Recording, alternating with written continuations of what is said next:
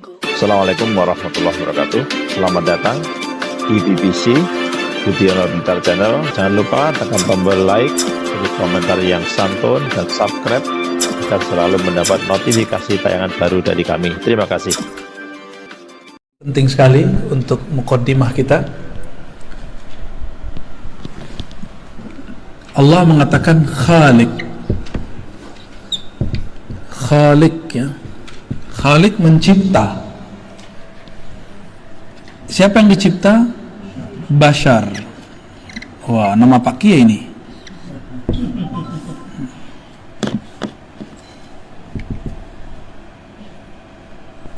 Basharan. Dari mana dicipta? Tin. Tin bahasa Arab tanah. Tin, ya. Tanah.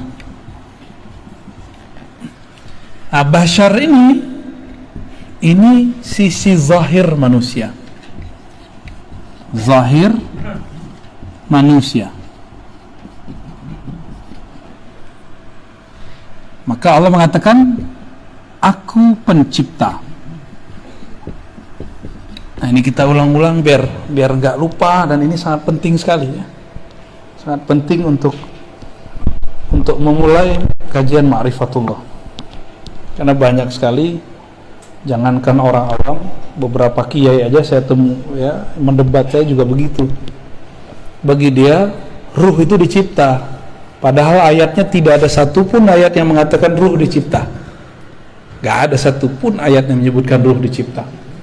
Maka di ayat 72-nya, gimana ayat 72-nya? فَإِذَا سَوَّيْتُهُ وَنَفَخْتُ فِيهِ مِنْ رُوحِي. Jadi Allah mengatakan nafakhtu, ya. Nafakhtu.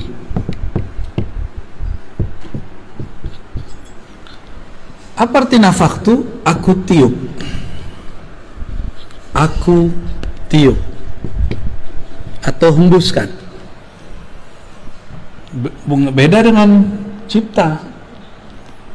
Apa yang dihembuskan? Ya, ruh.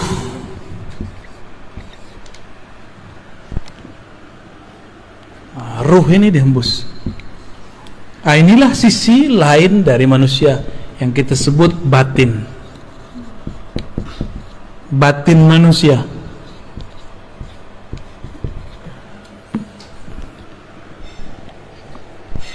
Di saat mati, si tanah, si bashar pulang kepada tanah. Sedangkan ruh, dia harus berpulang kepada sumbernya. Sumbernya siapa? Enggak, bukan Kholik. Kholik tanah. Coba baca ayatnya, ayat 72. Nafakhtu fihi min ruhi. Aku hembuskan. Nah, min di sini diperdebatkan ulama, ini minnya artinya apa? Sebagian kah? Dari kah? Apakah minnya mim ibtida? Mim ibtida itu dimulai dari ruhku, berasal dari rohku. Atau artinya aku tiupkan sebagian dari rohku. Nah, itu jadi masalah tuh, ya. Nah, dan saya udah jelaskan sebelumnya, ada yang kita sebut dengan haikalul ma'arif, haikal ma'arif. Yang pertama masih ingat, ahad zatullah, Ahmad ruhullah, Muhammad habibullah, Al-Mahdi khalifatullah. Oke. Kalau dizikirkan tiap hari itu, terus ditutup baca Fatihah, Al-Fatihah gitu, ya. Coba perhatiin yang nomor 2, Ahmad ruhullah. Ini jawabannya nih. Aku hembuskan dari rohku. Rohku, aku siapa? Allah. Maka kalau kita lengkapi, ruhullah. Ruhullah siapa tadi? Ahmad. Jadi yang disebut ruhku itu Ahmad. Gitu. maka setelah tubuh manusia sempurna, aku hembuskan ke dalamnya sebagian dari rohku. Jangan salah paham, bukan zatku, tapi rohku. Bedakan rohku dengan zatku. Kalau kita artikan zat aku, ini bahaya, nanti jadi kelompok seperti yang terjadi di kelompok-kelompok kebatinan iblis. Zat aku, zat Allah, sifat aku, sifat Allah, itu kelompok iblis itu. Ya, kita nggak pakai yang begitu-gitu. Ngakunya wali sih, tapi wali setan. Jadi ruhullah itu siapa? Ahmad. Jadi dua-duanya boleh diartikan dari rohku atau sebagian dari rohku, boleh dua-duanya, gak ada masalah kalau sudah mengerti pemahaman roh, bahwa ruh bukan zat dalam pengertian ini. Ahmad, saya mau tanya nih, kalau kita nih dari seorang perempuan, nah perempuan ini kita sebut siapa? Kita ini kan keluarnya, lahirnya dari seorang perempuan. Perempuan ini kita sebut apa? Sebagai ungkapan majazi, kita pinjam istilah ini, kita sebutlah Ahmad ini umur ruh, induknya roh. Gitu. Tuh, udah dua istilah tuh. Ayat ini belum pernah dijelaskan dengan penjelasan begini, kecuali malam ini. Ini saya nggak bukan buat-buat. Baru malam ini, ya. Fa idza sawaituhu, apabila aku telah menyempurnakan basyariyah manusia, sisi zahir manusia, maka aku tiupkan sebagian dari rohku. Maka kita baca tadi Haikal Ma'arif, ini disebut peta ma'rifat. Lancar peta ma'rifat bisa menafsir ayat-ayat yang rumit. Ahad Zatullah, Ahmad Ruhullah. Jadi ketika disebut rohku, kan ayatnya ruhi, kan gitu ya, ruhi artinya rohku.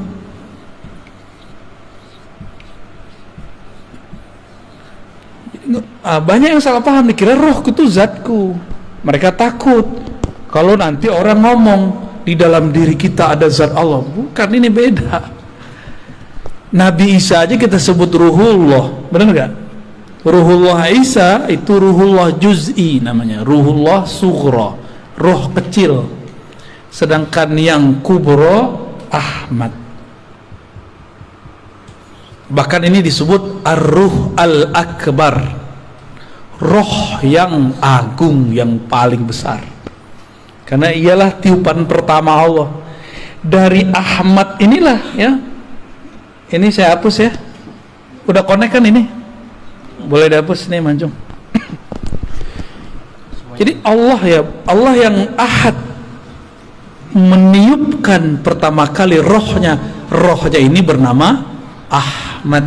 Dari Ahmad inilah kemudian kita muncul. Roh kita dari situ. Nah, nih. Coba kita lihat dulu. Berarti judulnya bukan Al-Baqarah 30, berarti masih As-Sod 7172. Ya, lanjutan. Ahad. Masih ingat ya? Ahad. Allah yang Maha Ahad, yang Maha Esa, menghembuskan apa? Ahmad. Maka sang Ahmad ini boleh kita buat ilustrasi, ya. Kita buat ilustrasi. Ini boleh kita hapus ya. Ahmad ini ada sisi zahirnya, ada sisi batinnya. Ahmad itu ruh Allah. Maka kita nyebutnya tadi apa? Ahmad Ruhullah.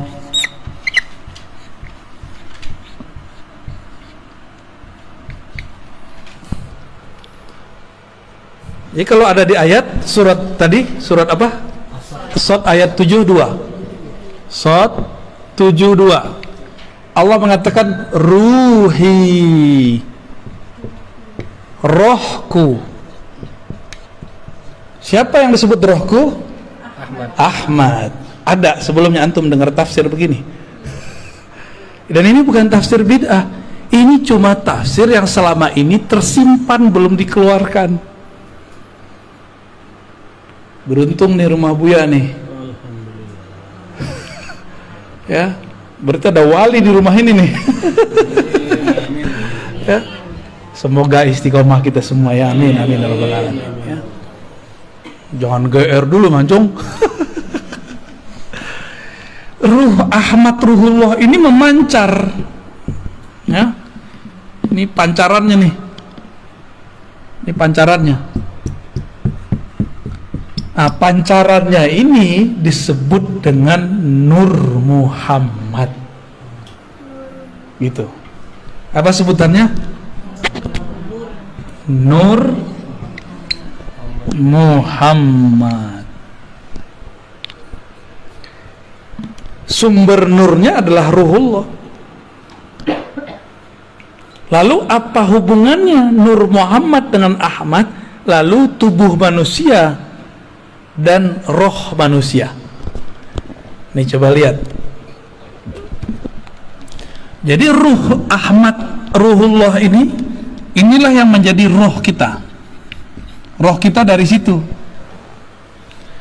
Nur Muhammad inilah yang menjadi sisi basyariah, sisi zahir manusia.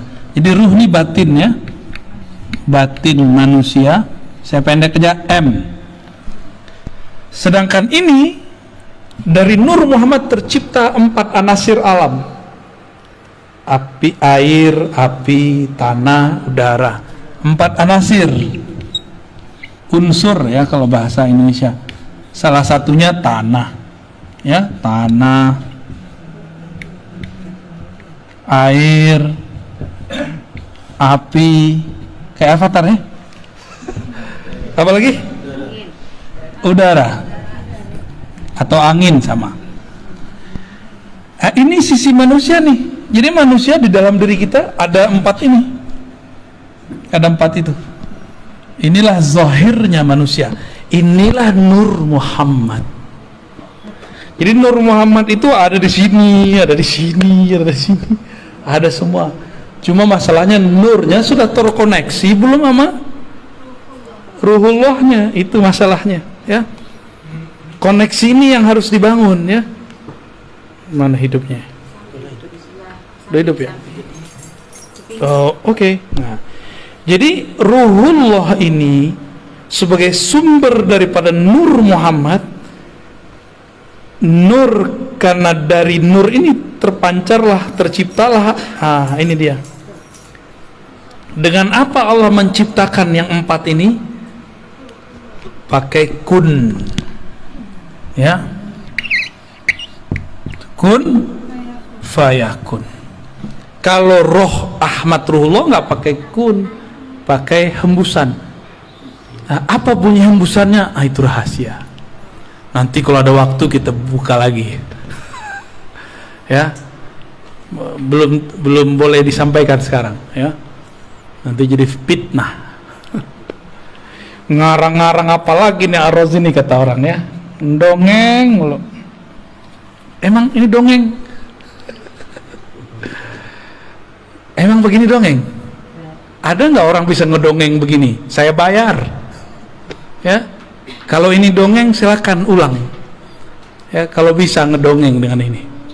Ini bukan dongeng. Ya, ini kalau dalam ilmu tafsir disebut tafsir isyari. Tafsir isyarat. Jadi tafsir itu ada 3. Tafsir bil ma'thur, riwayat. Di dalam Sahih Bukhari, Sahih Muslim begini. Ada tafsir tadi bil ma'thur, sekarang bil ma'qul, dengan akal. Nggak ada penjelasannya di riwayat-riwayat hadis, maka kita coba gunakan akal kita untuk menyentuh maknanya. Jika masuk akal, maka tafsir disebut ma'qul, tafsir rasional. Kalau akal boleh menafsir, Kenapa ruh tidak boleh menafsir? Maka ruh kita juga menafsir. Inilah jadinya tafsir isyari. Nah, tapi itu istilah di kampus. Saya menyebutnya bukan tafsir isyari, tafsir. Apa yang bagus? Pakai istilah ruh, tafsir ruhi. Ya, biar beda dengan isyari yang lain. Karena isyari ini ada kolbu masuk ke kolbu, ada yang masuknya ke ruh.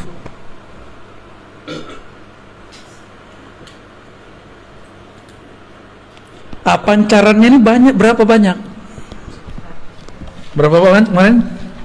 124.000. Ini bukan cocok logi.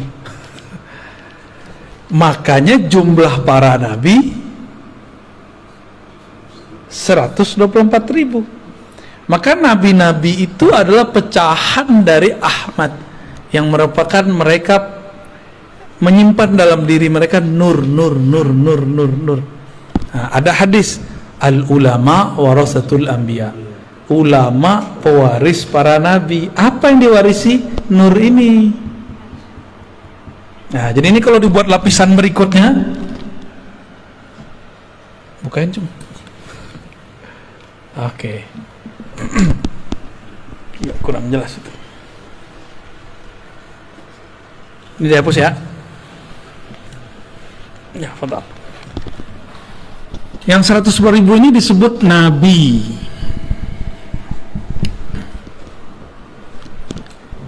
Ini punya pewaris.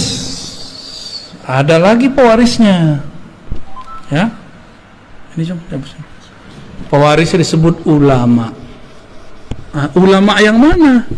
Apakah semua ulama? Ulama yang mewarisi nur Muhammad di dalam dirinya. Nur itu artinya sesuatu yang terang, yang membuat dia punya pandangan ke depan,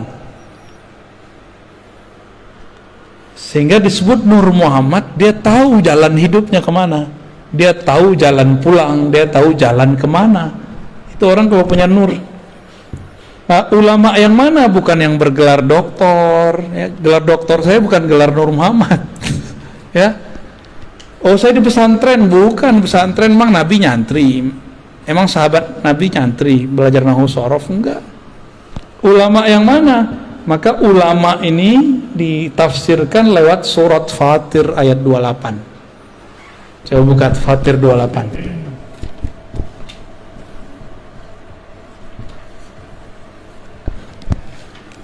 Fatir 28 apa? Innama yakhsyallaha min ibadihil ulama.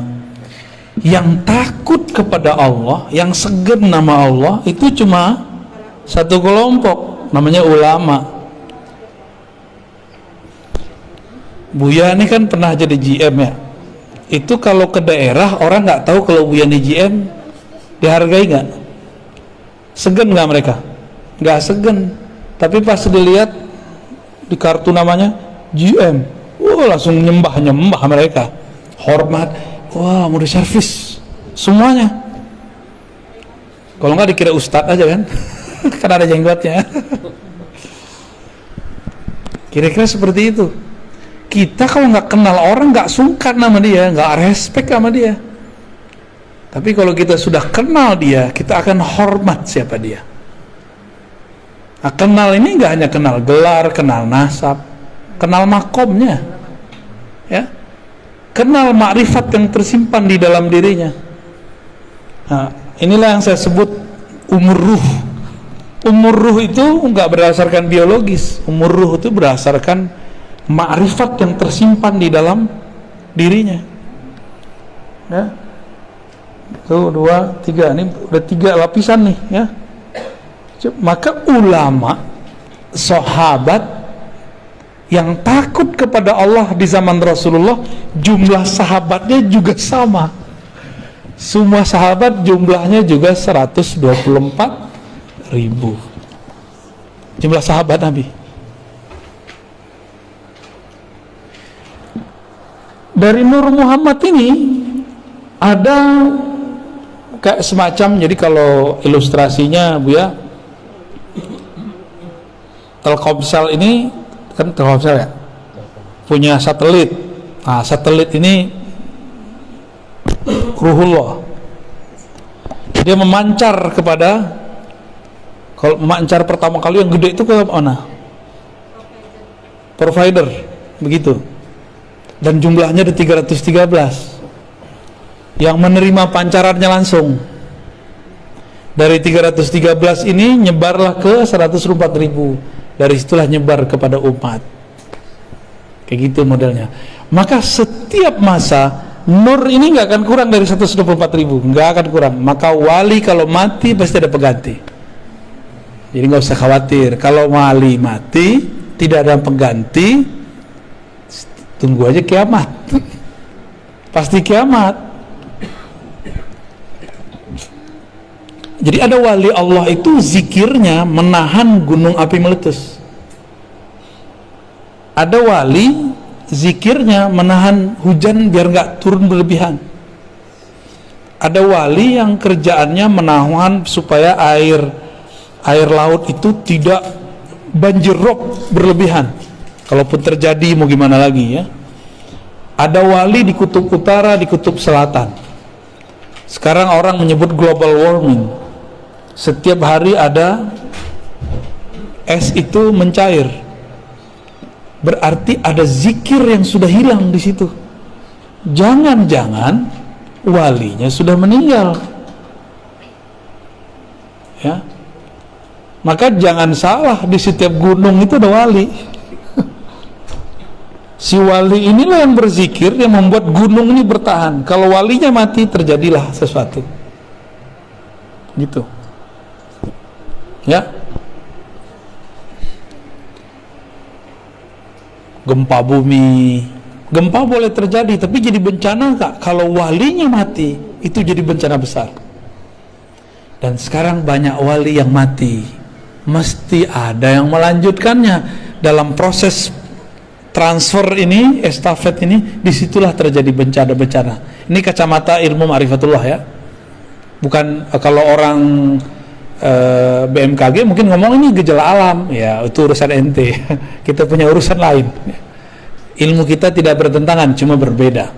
Ya, ilmu kita tidak bertentangan dengan BMKG kah, geologi kah, ilmu itu punya urusan sendiri. Kita punya urusan sendiri juga, gitu.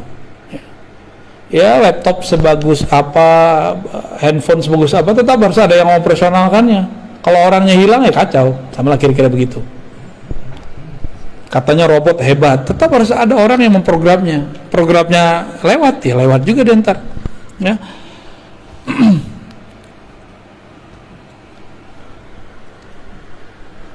Rata-rata kajian-kajian ma'rifat sebelum ini berhenti sampai di Nur Muhammad.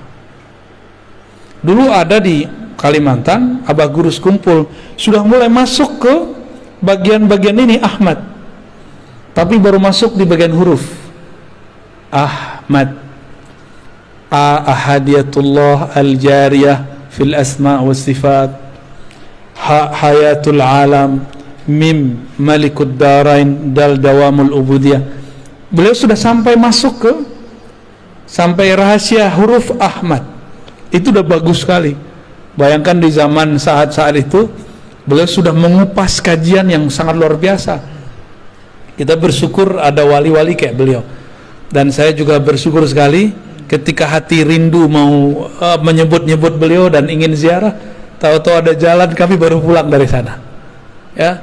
Dan ketemu orang-orang murid-murid beliau yang Masya Allah orangnya itu udah kayak keluarga aja ya. Kayak keluarga datang ke sana. Kajian-kajian mengenai ma'rifatullah yang sudah mulai dibuka oleh Abah Guru itu sampai kepada ilmu huruf. Ilmu huruf itu penting sekali.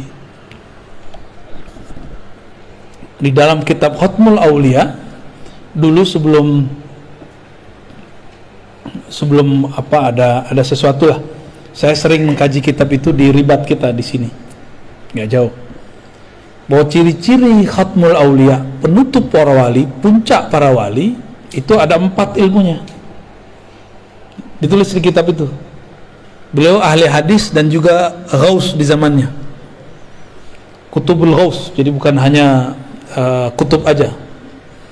Beliau mengatakan ilmu pertama ilmul bad'i, ilmu tentang awal asal muasal alam, ilmu tentang asrar alam, gitu. Maka orang ini kalau ngelihat kita, dia bisa lihat nasab kita ke belakang, baik nasab jasad basyariah atau nasab ruh atau nasab nur. Jadi ada 3 nasab: jasad, bin binti binti, ada nur dulu, nur, lalu ada ruh. Jadi kita ini bisa bagi ntar nih, ya. Ada satu lagi di luar. Nah ini karena bukan bagian dari ma'rifatullah, saya nggak masukin tentang nasab jasad, saya nggak masukin. Jadi ketika ada dalam Al-Quran, pada hari kiamat setiap orang dipanggil dengan induknya. Nah, dia nginduk ke siapa nih? Induk ke jasad, nginduk ke ulama. Ini torikot nih di sini nih, ya, belajar torikot di sini. Atau nginduk kepada nur. Ini Khidriyah di sini, ya. Jadi orang kalau cerita tarekat Khidriyah, ini di sini mainnya dia, di Nur Muhammad. Karena Nabi Allah Khidir itu pecahannya Nur Muhammad yang paling bertahan sampai sekarang, ya. Jasadnya, ruhnya masih ada. Cuma karena orang banyak orang nggak mengerti adab. Kalau nggak tahu bilang aja sih nggak tahu, ya nggak pernah ketemu Nabi Khidir bukan berarti Nabi Khidir nggak ada. Ente nggak tahu Nabi Khidir ada, jangan bilang dia nggak ada gitu. Ini orang-orang ini suul adab bener-bener, ya.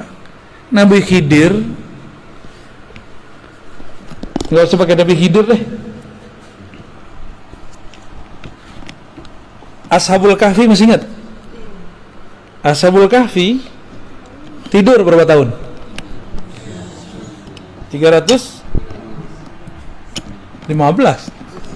309 tahun. Makan nggak? Minum nggak? Wajahnya jadi tua nggak? Enggak.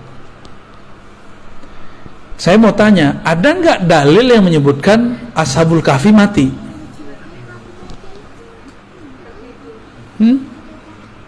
Iya, setelah 309? Nggak ada. Dia tidur lagi. Makanya dalam riwayat yang dikumpulkan Imam Al-Qurtubi dalam kitab Tazkirah, nanti Ashabul Kahfi turun lagi membersamai Nabi Isa. Ternyata usut punya usut, Ashabul Kahfi adalah umat Nabi Isa. Jadi antara Nabi Isa dengan Nabi Muhammad. Jadi nanti ketika Nabi Isa turun, mereka keluar. Apakah itu khurafat? Ya nggak khurafat lah, ada riwayatnya. Kitab Tazkirah Imam Al-Qurtubi, diringkas lagi oleh Imam Sya'rani dan tidak dihilangkan itu. Berarti mereka sekarang masih ada, cuma Allah sembunyikan. Yang sudah ke Yordan mungkin lihat di mana sih gitu. Saya juga pernah ke sana alhamdulillah, dan emang Allah tutup kan, Allah suka-suka tutup. 309 tahun aja Allah tutup. Siapa yang menunjukkan jalan kepada mereka ke goa? Kan nggak diceritain orang. Itu Nabi Allah Khidir. Nabi Allah Khidir yang bimbing mereka ke sana. Diajarin cara supaya nutupin gua biar nggak ketahuan. Itu ilmu Nabi Khidir semua. Nah ini nih ilmunya di sini nih, ilmu Nur Muhammad.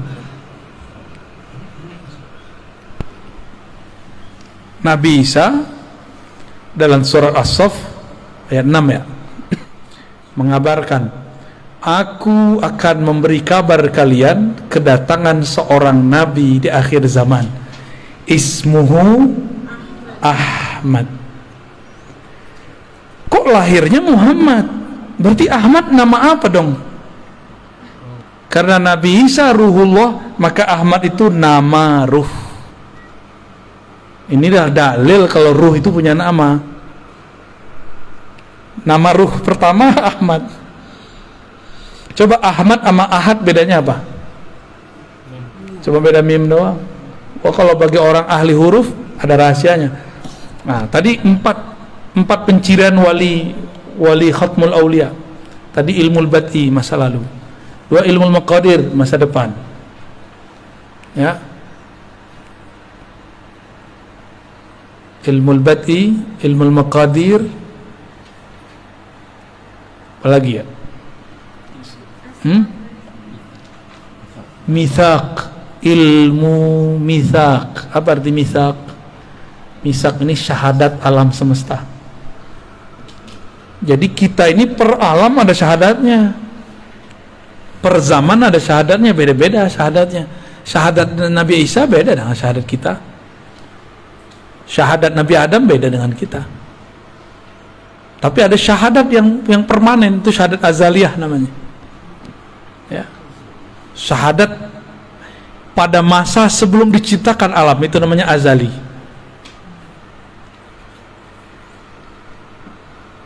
Ada. Sebelum ruh kita ditiupkan ke dalam janin itu sudah ada syahadatnya dia. Itu mitsaq, perjanjian alam. Jadi kita sudah punya kontrak dengan Allah. Itu mereka ngerti. Itu turunannya. Ya. Ketika ruh mengatakan syahidna, itu turunan dari mitsaq tadi. Itu semua ruh. Dan ruh ini kan ada yang Allah tiupkan kepada manusia, ada yang Allah tiupkan kepada hewan, ada yang Allah kemudian lempar ke pohon-pohon. Coba, kenapa tuh Buya? Roh kita kok dilempar jadi manusia, sedangkan ada roh jadi kucing. Ada roh yang ditiupkan kepada anak keturunan Nabi, Habib Sayyid, anak Kiai, Gus, Ajengan.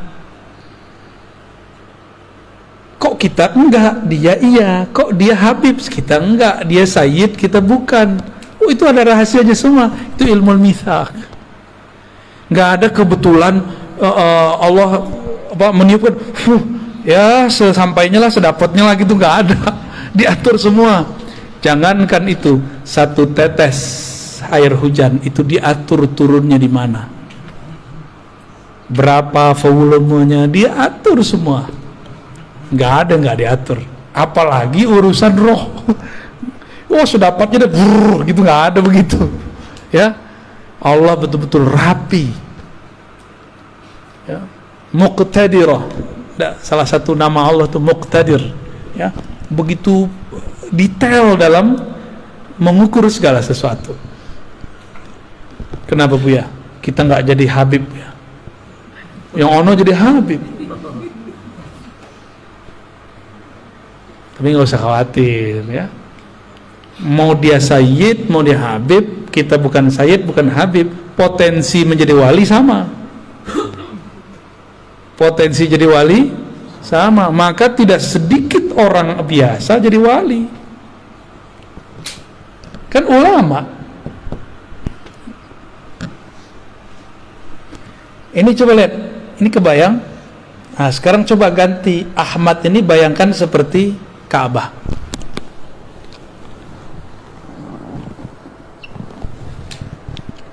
Ini ilustrasi aja, ya.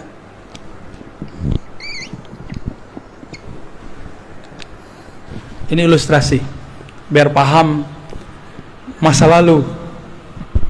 Kenapa ada satu amalan unik dalam ajaran Islam namanya tawaf?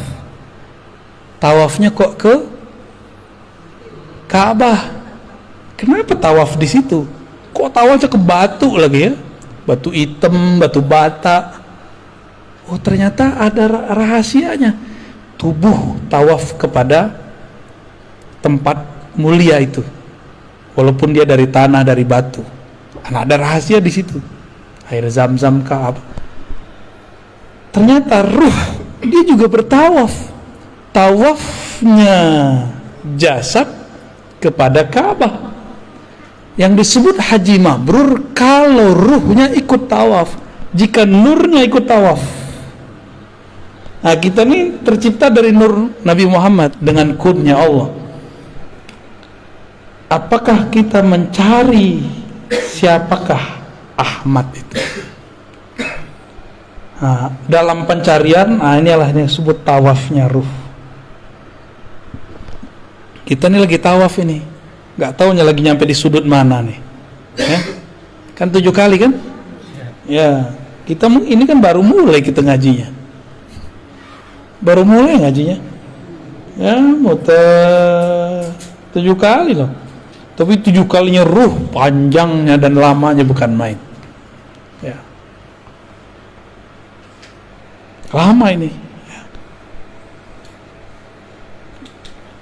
Kerja itu kan tawaf, bolak-balik. Apa yang kita cari dari kerja itu? Fulus. Berarti Ka'bah dia fulus. Kalau Ka'bahnya cuma fulus, dia akan membenarkan segala cara. Tapi kalau badannya mengelilingi fulus, bolak-balik, tapi ruhnya mengelilingi, nurnya mengelilingi ruhullah Ahmad, orang ini tidak akan pernah korupsi, tidak akan pernah main-main angka. Itu kalau benar tuh, ya. Kalau benar ruhnya muter. Jadi zahir kita ini muter terus, nggak ada yang nggak muter. Saya nanya juga ke orang-orang kimia, orang-orang yang ahli-ahli dalam molekul-molekul.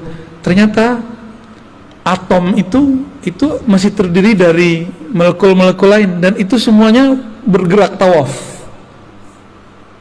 tawaf semua. Dan ternyata darah kita tawaf di badan, ya, tawaf semua, nggak ada yang nggak tawaf. Ka'bahnya darah, jantung. Ka'bahnya darah, jantung.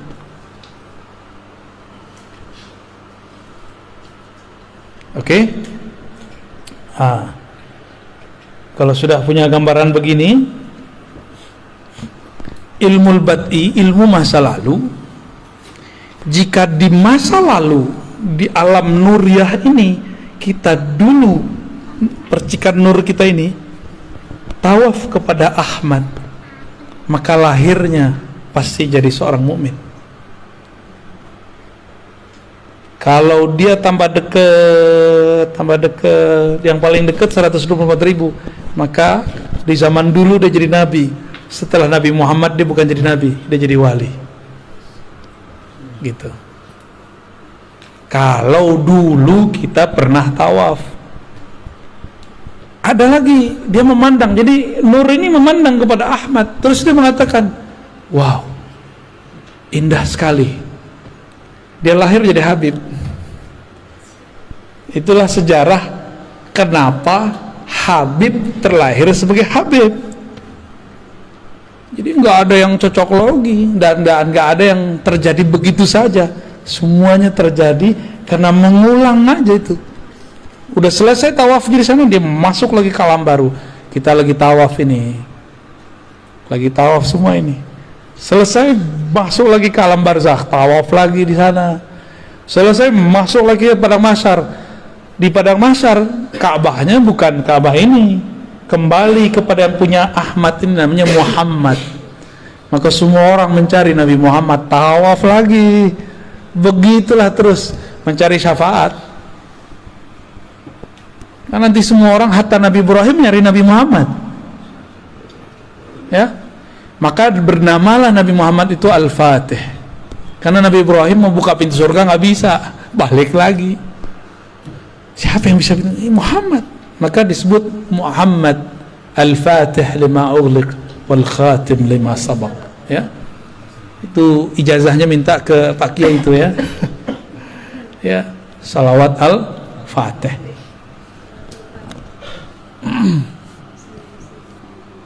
Jam 10, Bu, ya.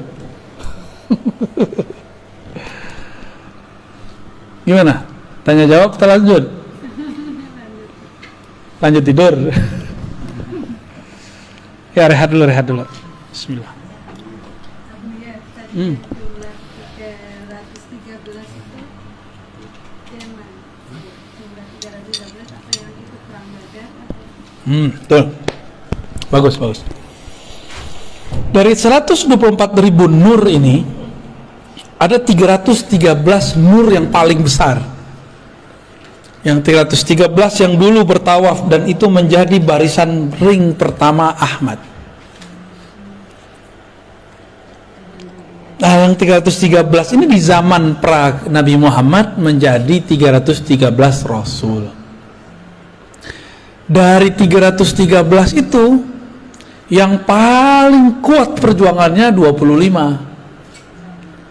Jadilah 25 para Rasul. Tuh kalau ditulis terus tuh. Coba yang ditulis tuh, Cung. 124.000, 313, gede-gedein tulisannya ke bawah. Dari 313 itu ada 25 yang kemudian sangat luar biasa perjuangannya. Dari 25 ada yang paling penyabar, 5 nabi. Dari 5 itu semua sumber kesabarannya ada dari satu sosok, itulah Muhammad sallallahu alaihi wasallam, Sayyidul Awwalin, Sayyidul Akhirin. Ya, 300. Inti jangan salah tulis, bukan 212, bukan 414. Ya, 313. Ya. Kalau 212 tuh kawan-kawan kita yang berjuang kemarin tuh ya. Iya, 5. 5 jadi berapa? 1. Nah, ini nih penting nih. Syukuran.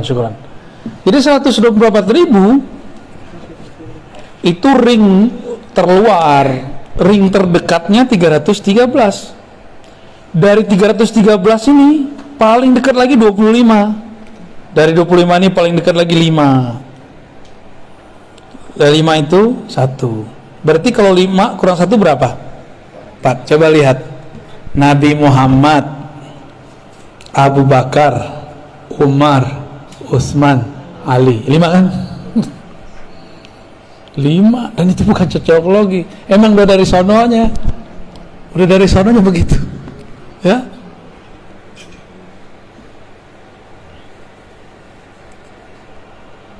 Kalau dulu begitu, di akhir zaman kata Nabi akan ada musuh besar. Para nabi dahulu pun tidak sanggup melawannya, yang sanggup melawan umat Nabi Muhammad. Kira-kira ilmu yang diturunkan zaman sekarang lebih sedikit atau lebih banyak dari zaman dulu? Nabi Musa nggak dapat izin ngelawan musuh besar ini.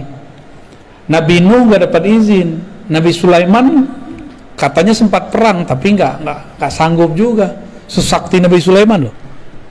Nabi Khidir juga nggak sanggup. Nabi Isa itu yang ngecoh Nabi Isa siapa? Yudas Iskariot kan itu adalah penyamaran Samiri, Dajjal. Semua Nabi, kata Nabi Muhammad sallallahu alaihi wasallam, anzara qaumah, mengingatkan kaumnya akan ada musuh besar bernama Dajjal. Lah kok sekarang ada kiai bilang Dajjal itu bukan sosok, Dajjal itu suatu sistem, ya. Nabi Muhammad, para nabi sebelumnya bilang itu sosok, ente bilang itu ya pinteran dia dari Nabi Muhammad ya kan? Pinteran dia dari Nabi Musa. Di Quran kan di surat Thaha disebutkan kisahnya tentang Samiri. Dia kan yang disebut Dajjal. Samiri itu nisbat kampungnya, Dajjal itu gelarannya, Yudas Iskariot penyamarannya. Kalau gitu nanti struktur ini akan berulang kembali.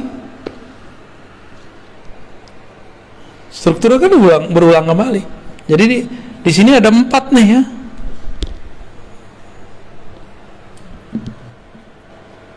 Sama ntar. Nabi mengatakan, jika bumi telah dipenuhi dengan ketidakadilan, muliat al-ardu jawran, ya, ketika bumi sudah dipenuhi dengan ketidakadilan, di mana-mana ada kezaliman, ini bukan hanya kezaliman politik dalam negeri loh, ini kezaliman global.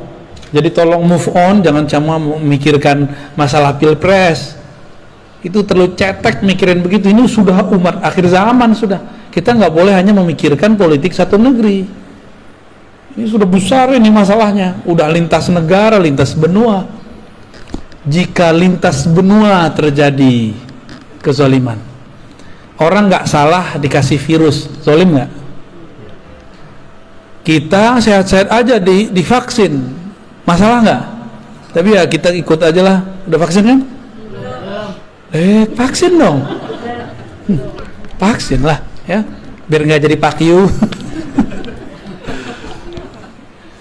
Kecuali nggak mau keluar ya terserah. Kalau saya hampir tiap bulan keluar kota, ya wajib vaksin. Bukan hanya ganti status di Peduli Lindungi, beneran vaksin ini, kita hakon ini. Ini orang nakes aja nunggu saya vaksin, kan lucu. Nunggu Buya dulu katanya. Aduh, kita jadi serba salah deh ya. Kita ikutin main mereka. Mereka makar, Allah juga lebih baik makarnya. Udah sederhana itu. Mungkin lebih banyak yang kita makan ini lebih bahaya daripada vaksin yang disuntikan ya. Makanya badan kita biasa aja. Jadi vaksin nggak ada rasanya, nggak ada efeknya. Kata orang demam, jangan-jangan nggak bekerja lagi di badan kita. Apa kata Nabi? Jika bumi telah dipenuhi oleh ketidakadilan, berarti ada toh otaknya, provokatornya, itulah dia Ad-Dajjal. Dan dia bukan sistem aja, dia si pembuat sistem itu. Kalau ada sistem, masa nggak ada pembuat sistem? Kan orangnya ya, keminter namanya itu, keminter. Ada sistem tapi nggak ada yang membuat, mungkin nggak? Laptop secanggih ini, handphone secanggih ini, nggak ada yang buat, mungkin nggak? Nah, ini yang buat handphone segagah ini, nah, siapa otaknya? Orang pasti, bukan robot. Jadi jangan lagi ngomong Dajjal itu sistem saja. Itu sistem iya, orangnya ya sistemnya disebut makar itu. Ada sosoknya. Dan Nabi mengatakan, aku sudah ketemu. Dan sahabat Tamim Ad-Dari juga cerita. Itu sahabat-sahabat yang 4 kan udah ketemu semua. Si fisik loh ketemu secara spiritual. Di perjalanan kan mereka kepada si Dajjal itu. Jika nanti muncul itu, apa kata Nabi? Allah akan bangkitkan seseorang yang ismuhu yuwatiu ismi, namanya sesuai dengan namaku. Nama yang mana? Nama Muhammad apa nama Ahmad? Ahmad. Berarti nama zahirnya, nama KTP-nya bisa jadi bukan Ahmad gitu, tapi nama ruhnya sama. Maksudnya gimana tuh? Jika ada ulama mewarisi 124.000, terus Ahmad siapa yang mewarisi? Pewarisnya belum ada selama berabad-abad, dan inilah abadnya, dialah yang akan mewarisinya. Dialah yang disebut Al-Imam Al-Mahdi. Jadi pewaris Nabi Adam udah banyak, Nabi Syith udah banyak, Nabi Nuh udah banyak, terus, dan itu berputar terus. Tapi pewaris Nabi Muhammad yang mutlak belum ada dari dulu. Ada Al-Ghaus, tapi Al-Ghaus itu cuma wakil-wakilnya aja. Belum bisa mengikuti Nabi Muhammad sesempurna mungkin. Yang sempurna itu nanti hanya Nabiullah Muhammad sallallahu alaihi wasallam. Dajjal itu pinter jadi aktor, ngelakon, pinter makar, pinter konspirasi. Kira-kira Ahmadnya bodoh nggak? Mungkin nggak ngaku-ngaku di YouTube saya Al-Mahdi? Mungkin nggak? Udah banyak loh yang ngaku di Al-Mahdi, juru Ratu Adil, juru selamat. Udah banyak. Di Pakistan ada, di Jawa ada, di Sunda ada. Kemarin aja dari Serang ada, dari Lampung ada, dari Malaysia ada. Ya salam, sabar dikit kek ya. Main cerita-cerita aja di IG, main cerita-cerita. Yang ngirim-ngirim ke IG saya juga banyak, ngaku saya lah Al-Mahdi. Ternyata pemain game. Cuma karena jidatnya lebar, hidungnya mancung dikit. Macam-macam udah, macam-macam. Karena kita mengenal ilmu ini, yang mewarisi Ahmad itu dialah bernama Al-Mahdi. Al-Mahdi itu gelar.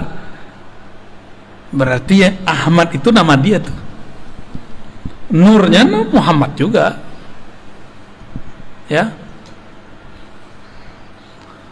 Rabbul Masyriqi wal Maghrib, ya. Si Nur Muhammad itu terbit nurnya di timur dan di barat, ya. Oke. Jadi inilah penjelasan lanjutan daripada surat Shad ayat 72, ya. Dan ini belum selesai loh. Masih ada lanjutannya lagi, ya. Masih ada penjelasan di balik penjelasan. Masih ada rahasia di balik rahasia. Ya. Oke, kira-kira itu. Udah jam 10. Ini jam aneh salah kayaknya nih. Kayaknya belum disetting tadi nih. Kecepatan itu. Oh, itu yang Bahlul. Jamnya PA. Baik, gimana Bu? Ya, gimana? Ya. Mengenai tadi bahwa ruh itu tidak berholik ya.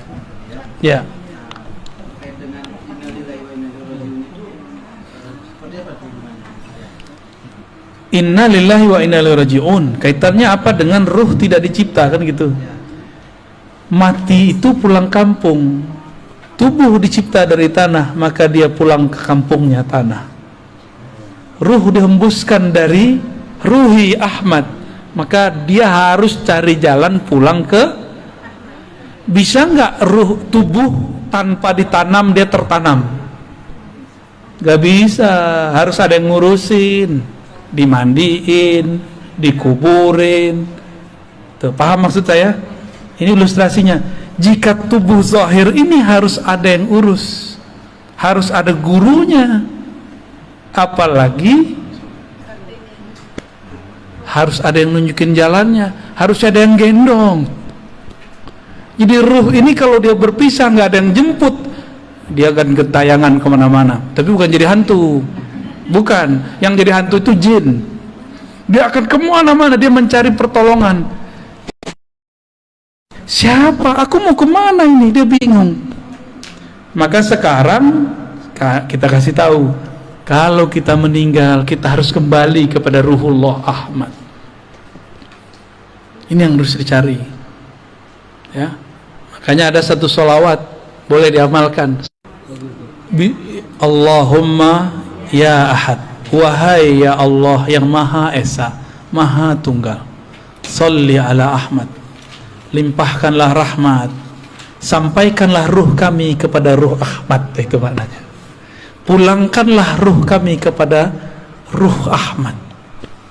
Pulangkan kami kepada ibu kami, induk kami. Kalau kita masih punya ibu, pengen pulang kampung nggak kalau ibunya di kampung?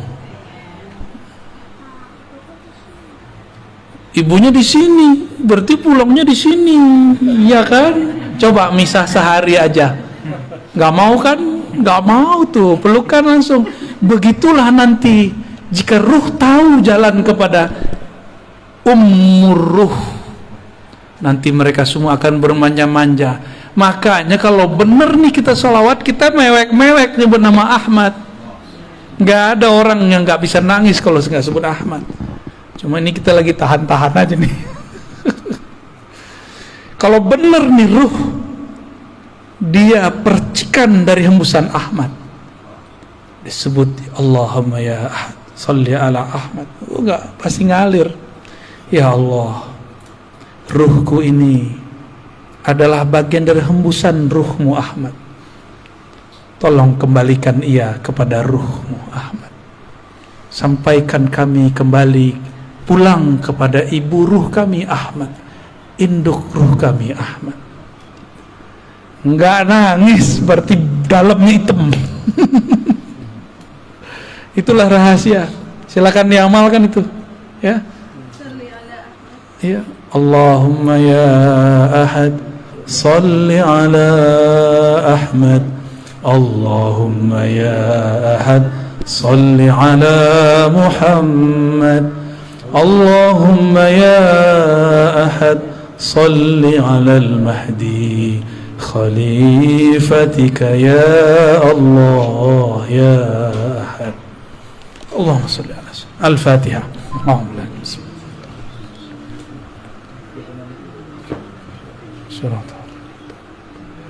Ulang turun. Ya, kira-kira begitu. Ada orang kalau dia mau nangis dia ketawa, ya nggak jadi nangis deh. Atau kalau dia mau nangis dia marah-marah dia. Ada juga, ya. Itu cara aja untuk mengalihkan, namanya iltifat. Cara aja. Kan repot. Guru mau ngajar nangis mulu, ya repot semuanya. Ya. Tapi rasakanlah itu. Nah, baca itu kalau bisa pagi atau malam, tahajud 100 kali. Nikmati itu bacaannya. Ya Allah yang menghembuskan rohku dari Ahmad, pulangkan ruhku kepada ibu ruhku Ahmad. Maka bernamalah Ahmad itu ummur ruh, induknya roh, ibunya roh. Ini istilah aja ya, karena sumber kita sebut induk, kita bersumber darinya. Kalau meninggal insya Allah dia tahu jalan pulang kampung, ya. Biasanya dia ada namanya, ya. Seharusnya ada namanya tuh. Maka kalau ada wali yang mengerti nama ini, minta nama kepada dia. Biasanya walinya suka nyamar-nyamar juga. Waduh, berat ujian kita. Karena Dajjal itu suka memalsukan dirinya menjadi orang baik. Maka yang mengerti nama ini pasti dia memalsukan dirinya seakan seperti orang yang tamak dunia, jahat, kayak nggak sholat, kayak gitu. Orang yang paling durhaka sedunia. Ya, itu namanya malamatiyah. Itu berat ujiannya. Nah, ujian bagi kita kalau emang punya ruh, coba tanya ke dalam ruh. Jangan hanya pakai akal. Kalau akal kita bilang, masa sih? Akal kan gitu ngomongnya. Kalau ruh dia nggak ngomong begitu. Ya, dulu orang Arab bingung, Muhammad ngaji di mana? Kok dia bisa mengerti qul huwallahu ahad, Allahu samad, lam yalid wa lam yulad? Itu mereka bingung itu. Nggak ada yang nyokolahin. Itu lewat ruh itu. Maka mereka ngomong, ini bukan dari ahli kitab. Bukan dari ayahnya udah meninggal duluan. Bukan dari ibunya meninggal ketika kecil. Bukan juga dari kakeknya sibuk ngurusin orang. Terus dari mana? Disitulah kemudian Abu Bakar sadar, oh kalau Muhammad pasti Allah di belakangnya, gitu. Ya, maka bernamalah beliau Siddiq. Ya. Kisah Mi'raj itu salah satu dari kisah yang beliau jadi disebut Siddiq. Gitu. Gitu, aman. Tadi amalin ya, salawat ahadiyah ya. Itu sudah biji-biji salawat, udah pangkal-pangkalnya salawat. Karena salawat itu banyak, ada Al-Fatih, ada salawat Nurizat, ada salawat Tibul Qulub. Ini masing-masing punya fungsi, punya rahasia-rahasia. Ini salawat ma'rifat, ya. Dan itu nggak dibuat-buat, emang dikasihnya begitu. Siapa yang ngasih? Ya itu tuh Ahmad Ruhullah yang ngasih, gitu. Nah, gimana cara koneksinya ya? Kita kan punya ruh, seharusnya kita bisa juga dong koneksi sama dia. Kenapa kita nggak bisa berinteraksi, terhubung kepada ruh Ahmad? Karena kalau kita punya handphonenya bagus, tapi baterainya soak. Baterainya ada, kartunya nggak ada. Kartunya ada, pulsanya nggak diisi. Pulsanya lengkap, nomor sudah punya, nomor yang dihubungi nggak punya. Nomor yang dihubungi sudah punya, tapi nggak mau nelpon. Paham itu bahasa-bahasa, ya, bahasa-bahasa kias lah, ya. Semoga kita bisa mengerti ya kias-kias ini. Ya, maka harus persiapkan casing yang bagus, persiapkan juga kartu energi yang bagus. Kartunya apa? Kalau mau download aplikasi, bisa nggak tanpa nama akun? Maka harus punya nama akun. Apa nama akunnya? Itulah nama ruh. Maka ilmu tentang nama ruh adalah awal dari berkoneksi dengan Ahmad Ruhullah. Hati-hati, kadang-kadang kita kena siloka yang selama ini orang udah ketemu sama kita, ternyata dia orangnya. Biasa. Kalau zaman-zaman Syekh Abdul Qadir kan enak, orangnya pakai serban, ya kan, sholatnya Masya Allah. Enak. Tapi nggak mungkin Allah membiarkan mutiara Ahmad ini diobral, diketahui orang banyak-banyak, bisa dicuri dia. Maka Allah lapisi dia dengan sisi basyariah manusiawi yang orang nggak akan paham kalau di dalamnya ada sir Ahmad. Ya, kadang-kadang dia teman kita, jangan-jangan dia tetangga kita, jangan-jangan dia dulu murid kita, jangan-jangan dia dulu guru kita, jangan-jangan dia dulu pernah ziarah sama kita, jangan-jangan dulu kita makan di warteg sama dia. Lengkaplah semua. Jangan-jangan kita dulu waktu muda jontok-jontokan sama dia. Bisa jadi tuh. Rahasia Allah ini kan ada di mana-mana, ya. Pintar-pintarlah. Kira-kira itu kajian kita malam ini ya. Pertanyaannya dicukupkan dulu karena kami mau jalan lagi ke Bandung nih. Bandungnya bukan Bandung ini, Bandungnya di mana kita? Lembang, gila, Masya Allah. Jadi mohon izin nih Pak Kiai, mohon doa selalu bagi kami yang masih muda-muda. Mohon maaf jika suul adab. Ya Bu ya. Umi, maaf telat ya. Ya. Alhamdulillah. Ya kajiannya begini nggak setia ya, salam. Mungkin itu dari kami. Semoga Allah ridho dengan apa yang kita sampaikan. Dan ini bukan ilmu saya cuma diberikan lalu saya membagikan ulang. Jadi jangan bilang saya yang pintar, ataupun kalau salah, ya salah mungkin saya salah menerjemahkannya. Jangan salahkan Allah, jangan salahkan Rasul, jangan salahkan guru-guru saya. Cukup salahkan saya, ya. Mohon maaf semuanya. Assalamualaikum warahmatullahi wabarakatuh. Teman-teman, terima kasih telah menonton video ini. Semoga bermanfaat bagi kita semuanya. Amin, amin, ya rabbal alamin. Ini kita akhiri. Wassalamualaikum warahmatullahi wabarakatuh.